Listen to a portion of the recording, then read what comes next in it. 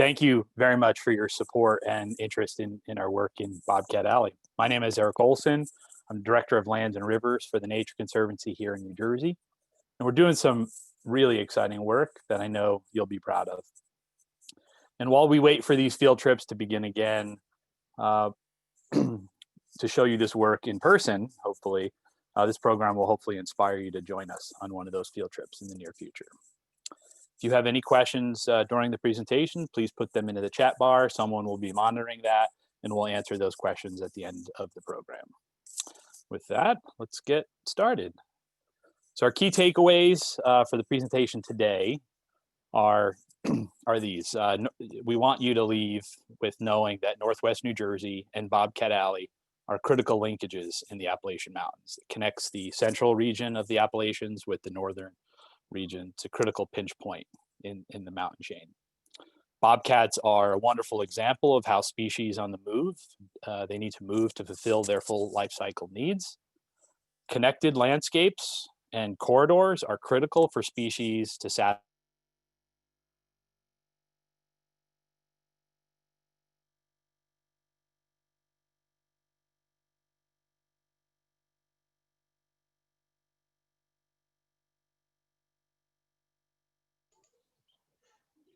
Eric, I think you're frozen. You might want to refresh your screen.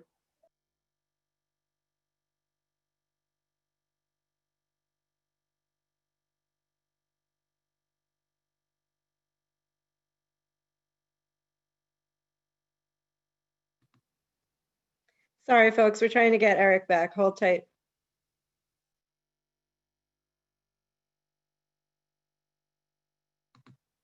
There he is. We need you to unmute, Eric. Yes, There sorry about that. I don't know what happened there. Can you hear me okay?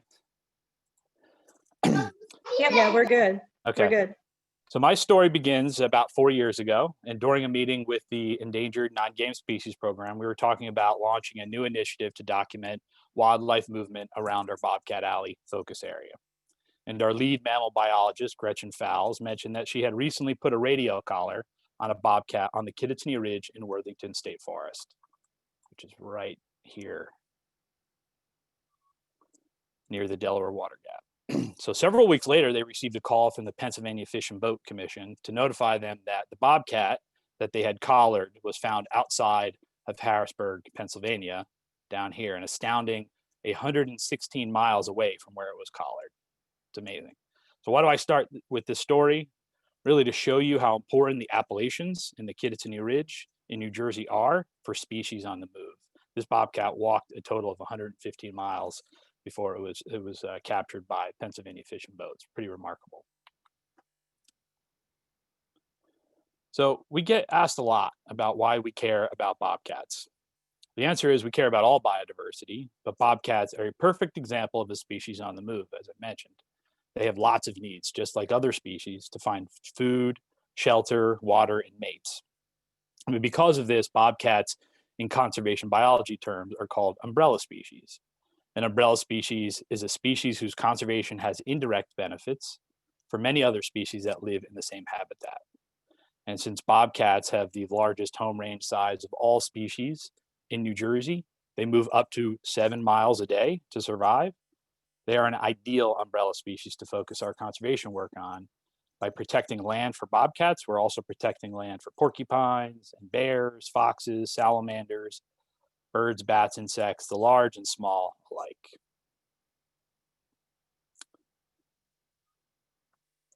Now, climate change is humbling us all. It's very hard to predict what impacts will hit, where they will hit, when they will hit, and it's hard to predict the future needs for our species. Climate change adds to the other threats to our biodiversity, giving us limited time to act.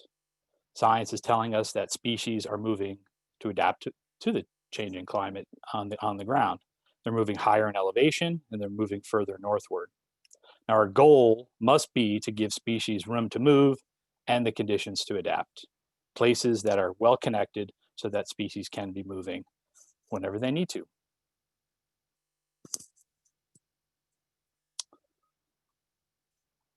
Now, this is a graphic that was a model that was developed by the Nature Conservancy, working with partners from the University of Washington. They modeled the potential habitat for species, over 3,000 species, using climate change projections and the climatic needs of those species. And what you'll see here is Bobcat Alley. This area that you can see here in the map it's a major funnel point for species along the Appalachians trying to accommodate their future needs. Now it's really hard to predict. This is just a model, but what you're looking at here is the yellow are amphibians, the pink are the mammals, and blue are birds. And all of those species tend to follow the similar natural paths, like rivers, like in this instance, the mountains. And as I just pointed out, as you saw from that model, one of the most important places for climate adaptation is the Appalachian Mountains. This region is important for its physical diversity. It has a mix of topography, hills and valleys, a variety of soil types and conditions, and most critically, much of this landscape is connected naturally through its big forest blocks throughout the Appalachians. So this is a region that goes from Alabama all the way up into Canada. And right here is Bobcat Alley in northwest New Jersey. Now, these elements are absolutely critical to provide species options for movement. It's very hard to predict, as I mentioned, the future needs of all species, which makes it an imperative to provide multiple options. So I want you to think about you on an island with a storm coming in. Now, if you need to evacuate that island for some reason, do you want one bridge leaving that island, or do you want two or more options, right? You want more options, right? The long-term protection of these priority lands is what TNC strives for. Our vision is bigger than ever. We are working from Alabama all the way to Canada to accelerate the protection of these critical habitats so that these species have as many options as possible to survive with the changing climate. So Bobcat Alley is zooming a little bit closer to the ground into our tri-state region here. One of these critical linkages in this Appalachians, you can see in my cursor, this is the Appalachian chain right here, cutting right through northwest New Jersey. And Bobcat Alley is here in this icon here. And when I say we want to provide options, this is a critical pinch point as species are coming from Pennsylvania. They want to get further into the big forests in New York, southern Vermont, New Hampshire. We want to give them options. So we want to give them this option, protecting land so that they can get into the Catskills, the Adirondacks. They would follow this pathway. But those species that want to get up into the Green Mountains, the White Mountains of Vermont and New Hampshire, this is a pathway we want to make sure that they have open for them. So we're building this linkage between these two mountain ranges to give these species options, whichever way they prefer to go further north.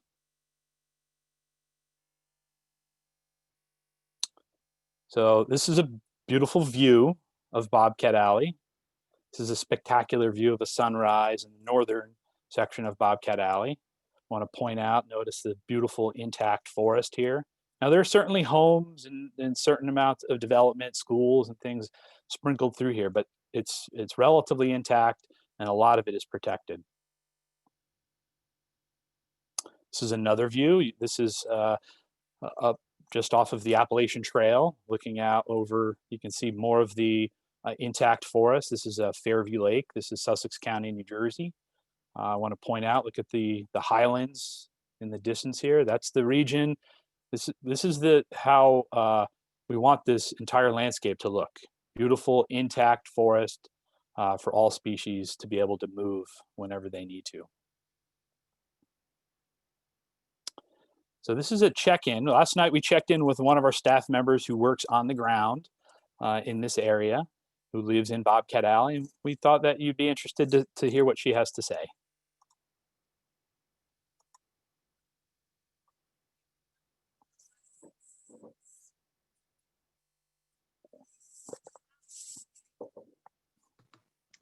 The sound isn't working, Eric. Can you retry that? Not. Maybe I'll move on. That's disappointing.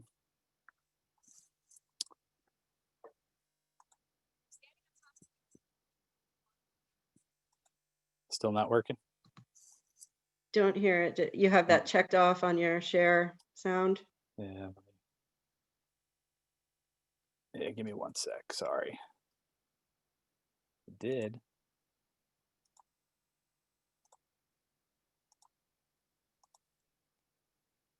In Northwest New Jersey. Good. Eric has spoken Good. to you about the importance of this region and our vision to protect the Appalachians. This land is so critical and important for critters both large and small, most notably our bobcat. You can see behind me, we're looking out into the heart of Bobcat Alley. And as the sun is near setting here for the day, I wanted to bring y'all out here with me to show you just how special and how beautiful this area is. I'm out here with Blue Dog today. I live in Bobcat Alley, so I have the unique opportunity to visit this area quite frequently. And I'm really happy to have had the opportunity to bring y'all out here with me today. And as the sun sets, I'm gonna turn it back to you, Eric.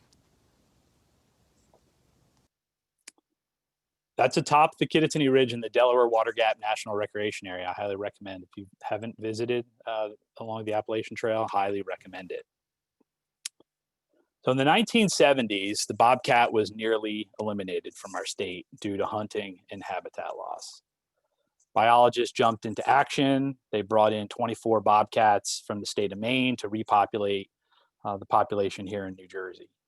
Simultaneously, due to the passing of the Endangered Species Act in the 1970s, there was a national conversation about how focusing on species can bring attention to not only increasing numbers of individuals, but also the critical conservation of their habitat. And in the 1990s, New Jersey was put on our state endangered species list and have been there ever since.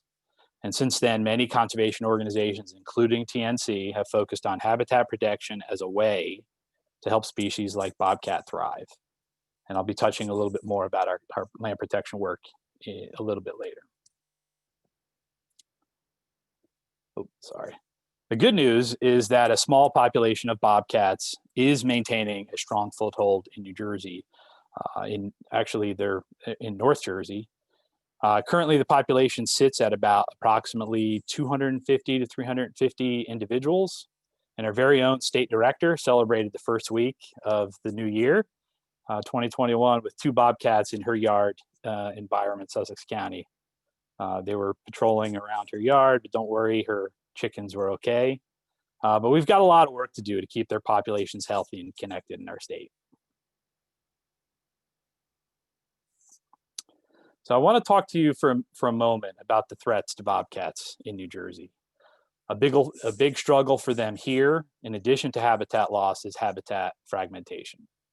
Now, habitat fragmentation occurs when development or roads bisects habitat that would otherwise be suitable for our bobcats and other species, of course. It means that bobcats are not able to move where they need to get food and meet mates and monitor their territories. Now, in New Jersey is a place full of roads, as we know. It's not hard to see that roads bisecting habitat will have an impact on bobcat movement and health. And in fact, the biggest source of mortality for bobcats in New Jersey is getting hit by cars on our roads. Now, this is a map of New Jersey's major roads. So all these red lines here are the major roads.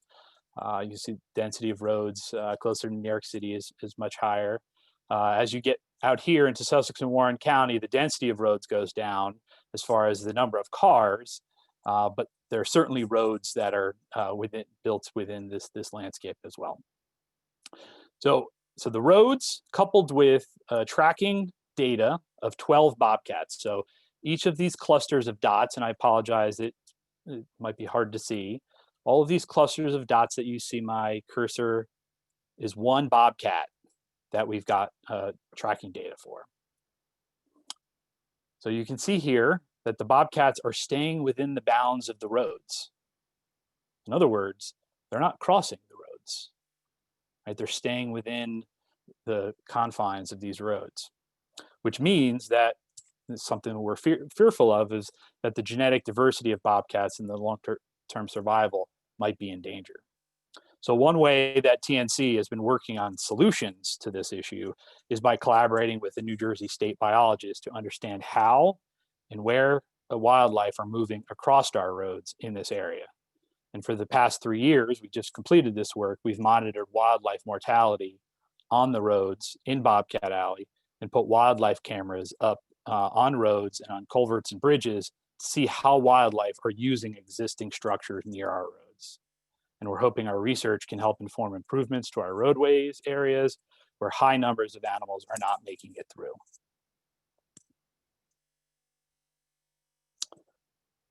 So finally, resuming further down on the ground, I want to introduce you to the great conservation focus of the Nature Conservancy, Bobcat Alley. This is our target for all of our land protection work in the state. This is a map. We're a science-based organization. All of our work is designed with science in mind. This is a map of all of our priority parcels that we've identified in Bobcat Alley. Now, these are parcels that we've identified that have certain size and a certain quality to them that make them good conservation targets. It's important to note that the parcel size in this area of New Jersey is about 40 acres. That might be large for some who come from areas that are more densely developed. If you come from another state, 40 acres is pretty small. So this work needs consistent dedication to build relationships with the local community and with our local landowners.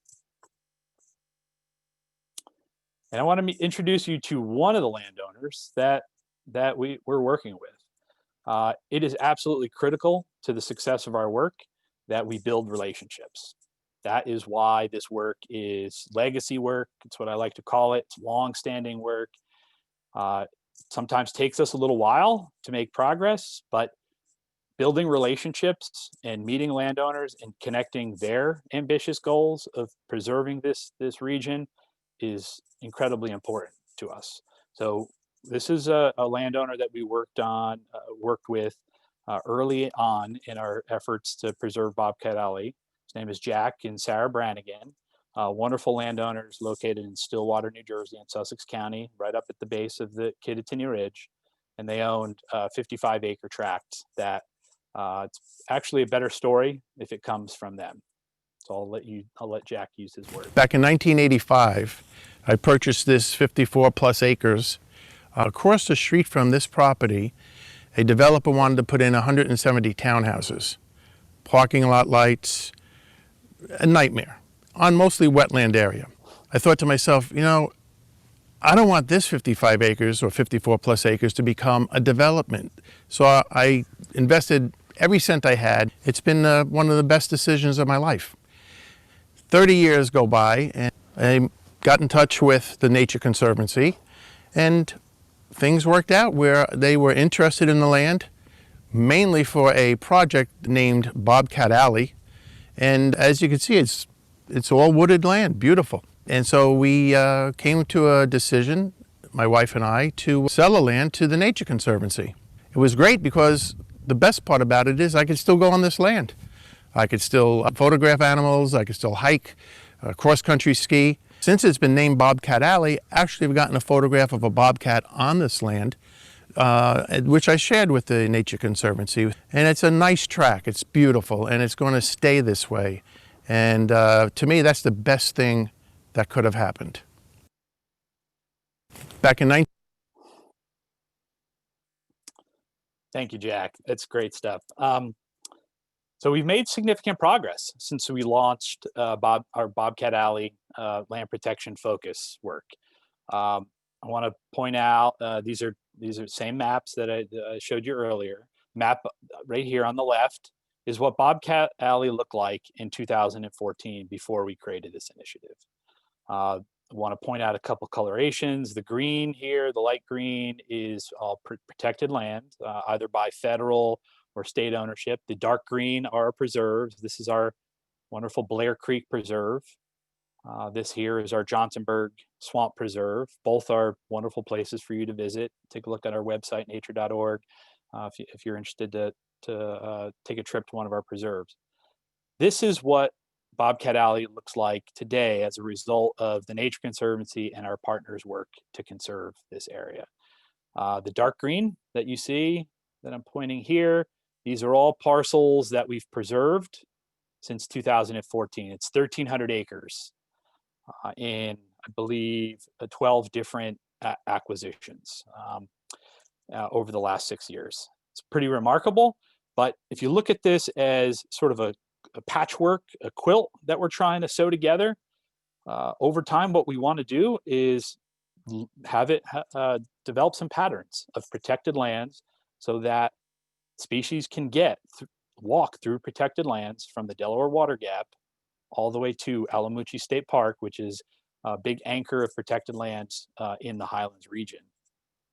So we're doing it. You can see we're starting to fill in some of the puzzle pieces here. I think it's a pretty cool visual. So as I mentioned, work is not done. We've got a lot. We've got many years worth of work, conservation work, and we've got several active projects happening right as we speak.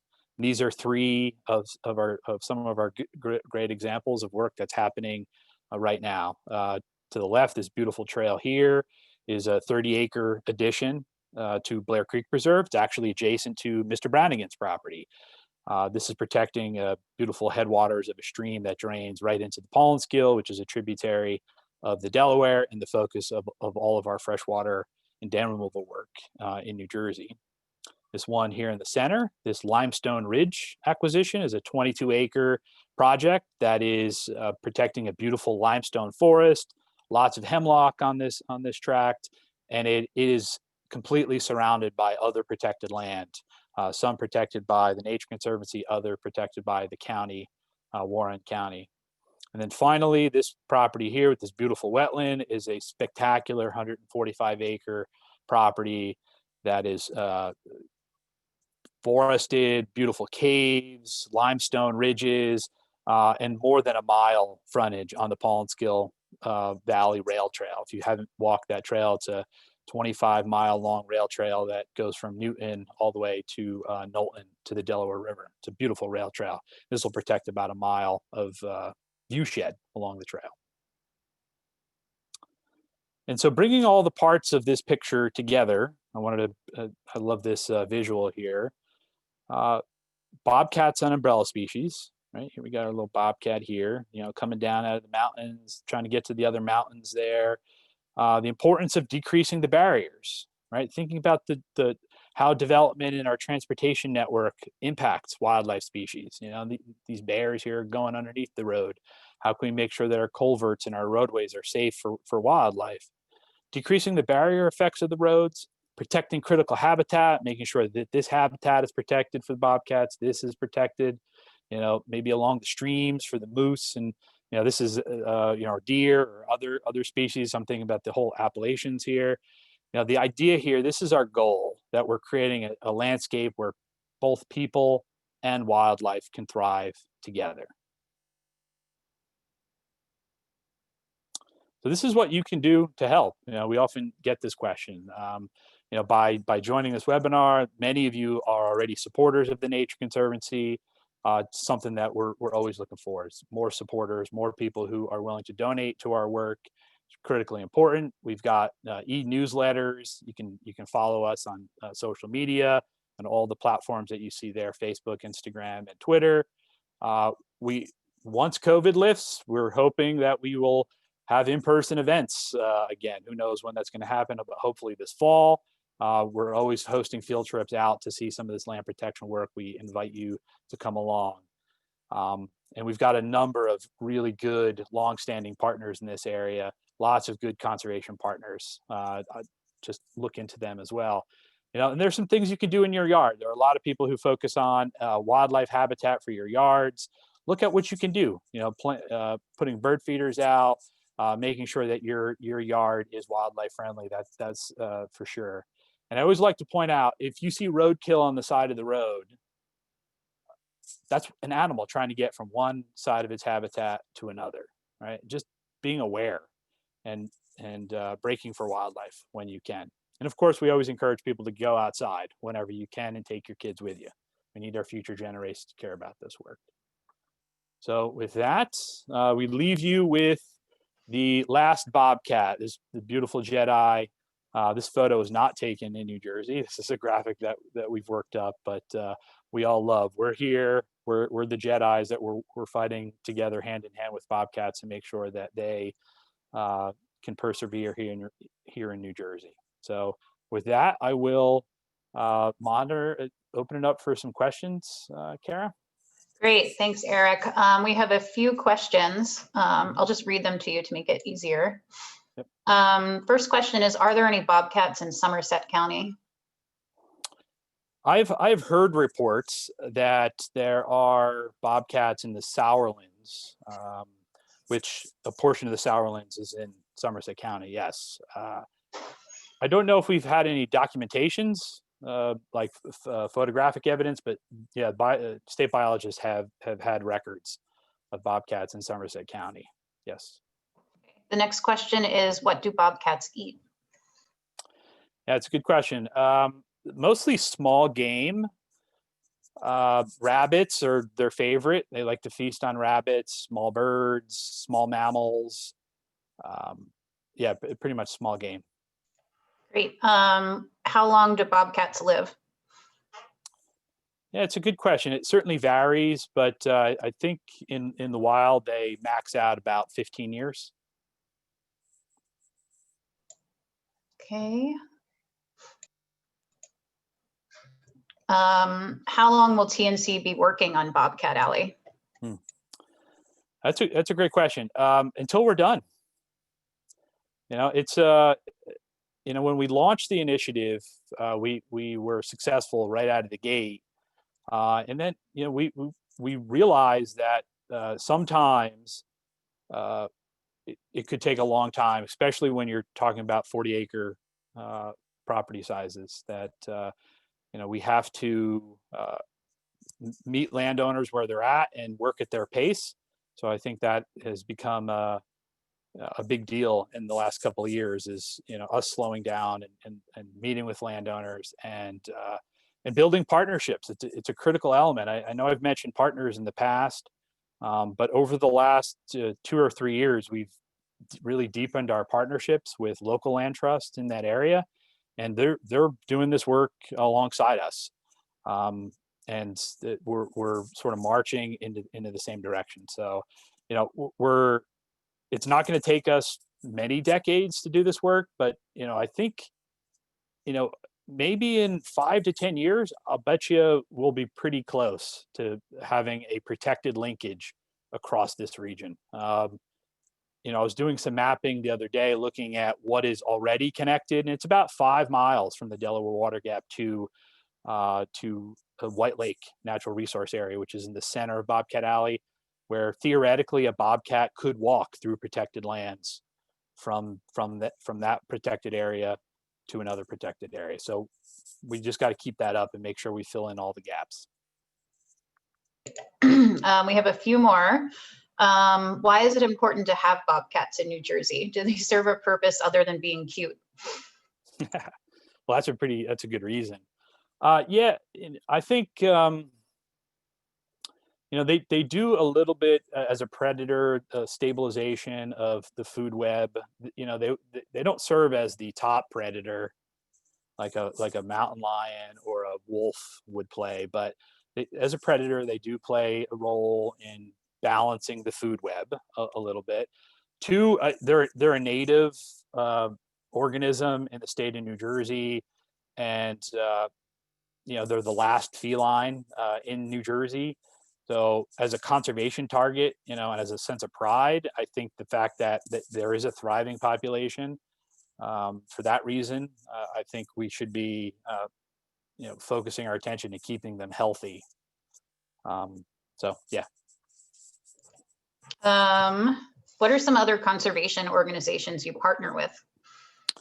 Yeah, Ridge and Valley Conservancy is one of our big partners in this area. They're a local land trust based in Blairstown.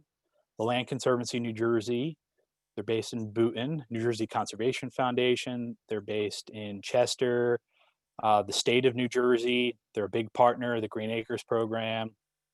And of course the Endangered Non-Game Species program, and then the federal government.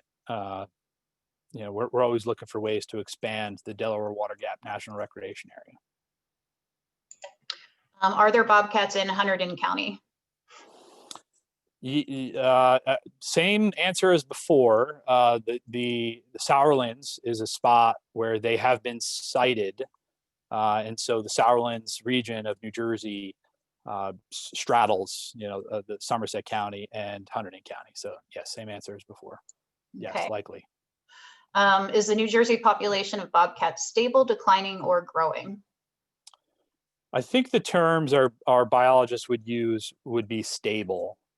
Stable, and the story that I started with, where a bobcat had gone into Pennsylvania, that's a good sign that there's mobility options for those species, for bobcats in New Jersey to intermingle with bobcats in Pennsylvania. And it's likely true that bobcats are moving into New York and maybe even to Connecticut. So while the population here, I don't know if it could expand much greater than 350 animals just based on habitat availability. There's some pretty serious disconnections in habitat in central Jersey. If you're looking at the Turnpike and Route 1, it's hard to imagine that bobcats would expand their range into the Pine Barrens just because of that reason. But always hopeful. But at the very least, there is mobility options into New York and Pennsylvania. So I think stability is okay. In other words, we don't have to think about success in just that we've only have 300 animals. Really, it's stable population that has mobility to intermingle with animals in other states. Is it dangerous to encounter a bobcat when hiking in the woods?